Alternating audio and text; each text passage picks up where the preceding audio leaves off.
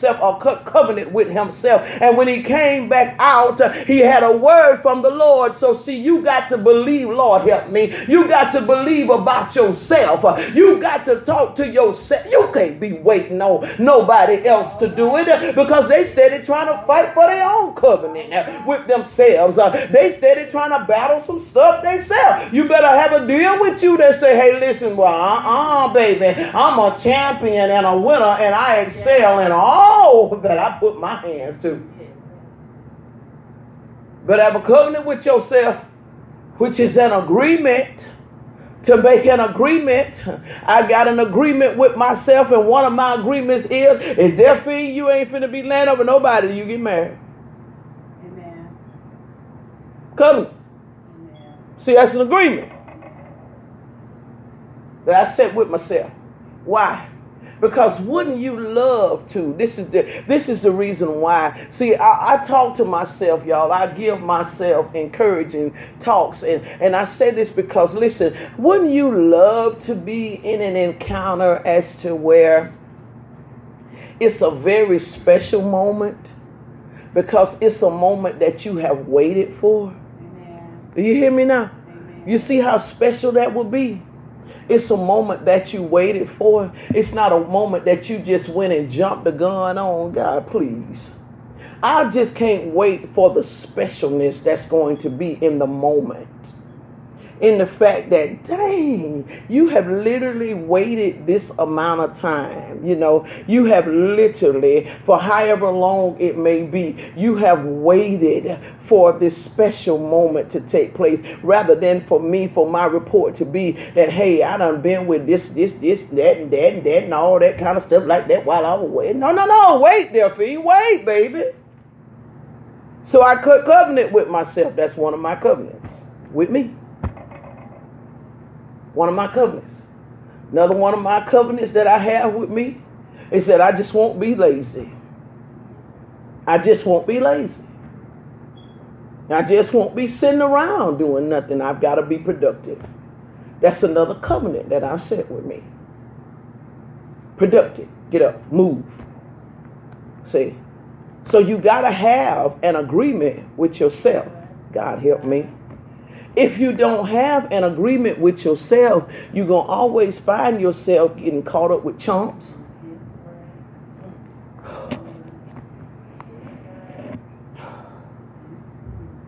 That one took something out of me.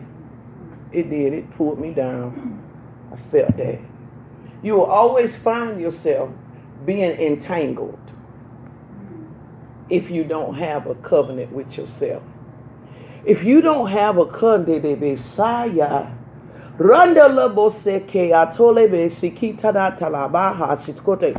you don't have a covenant with yourself, you'll pick wrong friends. You'll get in wrong relationships. You will make wrong decisions. You praying for me, Dave? You may please do, because I feel it. You will make wrong decisions if you do not have a covenant, a strong covenant with yourself. You will.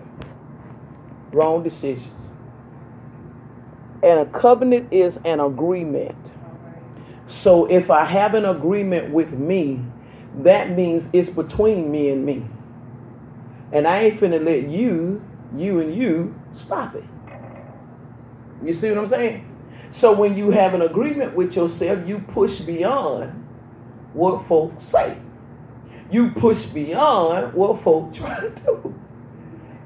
All of my motivation is because of the covenant that I got with me. That is the reason why anytime obstacles show up against me, what do y'all see me do? I push right on past it, because my covenant ain't with them chumps. My covenant is with me. Oh God, you got it, didn't you? I heard it. I heard it. You unstoppable now. I decree that over you. You are literally, I heard that literally turned my whole head. You are unstoppable, said the Spirit of God. Unstoppable, you got it. You got it. My covenant with me. Say, when you have a strong covenant with yourself, outside stuff can't really get you. But if you weak and you ain't got no covenant with yourself, oh man, they'll pull you everywhere they want you to be, man. You a tongue with them over there and womp pom with them over there and ta. Well, man, I ain't got no, baby. I'm satisfied with Msphine, baby.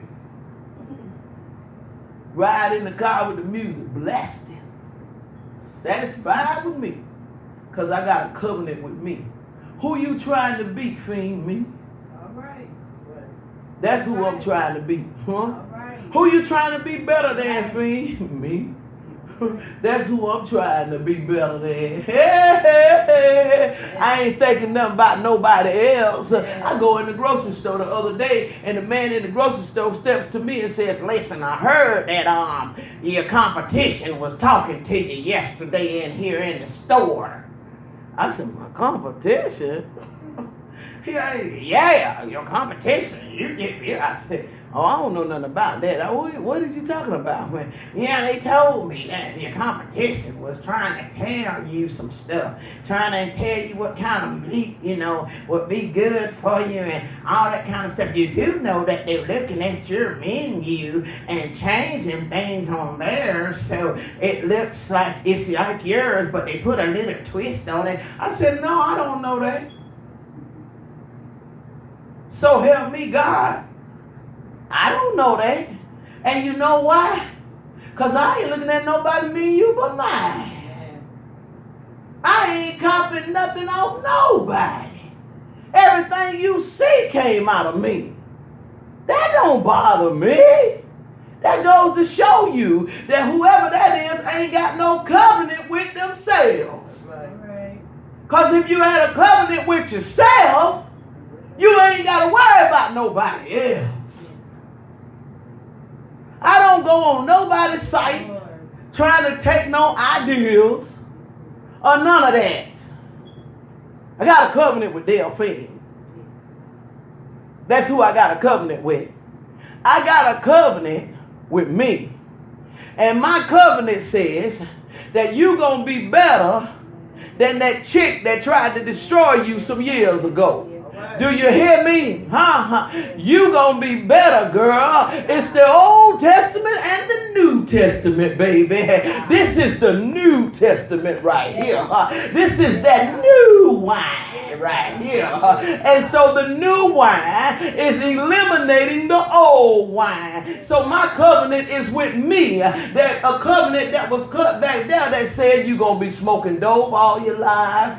You're gonna be out here laying up with folk. You walking around here with done dropped out of high school. You walking around here with children out of wedlock. See, that was the old covenant. The new covenant says that ain't none of me. See, the new covenant says she's an entrepreneur. The new covenant says, hey, she's a pastor. The new covenant says, oh, she's a wonderful mother. Oh, she's a woo-woo. See, that new covenant says the bank account gonna always have something in it. That new covenant. That new covenant says she ain't no hustler, baby. She ain't got to hustle. That new covenant says she's a tither. That new covenant says she's so seed. Y'all don't hear what I'm saying. That's what that new covenant says. So I cut covenant with me. Yes, God. That's who I cut covenant with. God help me, please. Yes, God. I cut covenant with me. And when you strong enough to cut covenant with yourself, you ain't got to worry about being no sucker for other folk. You ain't going to hold nothing over my head. Y'all better hear what I'm saying to you. You ain't going to hold nothing over my head now. You ain't going to make, there ain't nothing that you could hold over my head to try to make me think that I could lose, that'll make me bow to something you want me to do. I wish you tried. I'll give it to you before I let you do that to me. I'll give it to you. I done seen God be too good. You hear me? if a joker try to undermine, Lord, help me, please. I don't know why I've been thinking about you a lot lately. I don't know what God want to do, but I was thinking about you the other day, and I was thinking about the fact, I said, dang, she was up here at the city, and now I said, how did she been at Connecticut? I think about 3 years or something like that. Is it around that somewhere? Be 3 years, right? Yeah. So now I was thinking about it. I'm always going to my shed when I be thinking about you. I stay in my shed a lot, I guess. You know what I'm saying? Because the last time when I heard about the management or supervisor or whatever, I'm going to my shed. So then I'm going to my shed, and I was thinking about you. I'm like, man, she like over here, over here at the plant like this. But so when I thought about, and I was looking at how when the transition first took place, it was like a hard transition. You know what I'm saying? It was really tough with the way things were done and how you were actually done, how things were handled and all that type of stuff. But then when I look at the fact of where God has taken you and is going to take you, I could see the progressive movement, of God doing things and things working, getting, coming into alignment. And so I said that to say this. I don't ever worry about anything that anybody could ever want to take from me. I don't care nothing about that like that, because I've seen God gives things so much better. Do you understand what I'm saying? Right. So if you take 20 from me, he'll give me 50, man. I don't care nothing about none of that. You ain't gonna put Delphine, Delphine up, Pastor Lee, neither one of them. You ain't gonna put them in no predicament as to where they feel like they gotta bow to you because I'm scared of something that I wish you would. Boy, you better understand how I live.